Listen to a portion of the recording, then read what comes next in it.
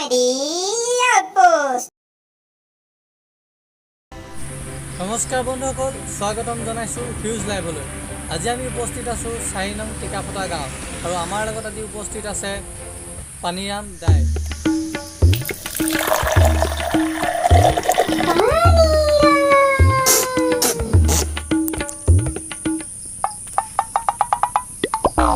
আমি কিন্তু তেখেতক জোৰ কৰা নাই, গাঁওবাসীয়ে জোৰ কৰিছে, পানীৰাম দায়ে জোৰ কৰিছে। তেওঁ বোলে পোনপটীয়া সম্প্ৰচাৰত পানীত জাপ দিব বিচাৰিছে।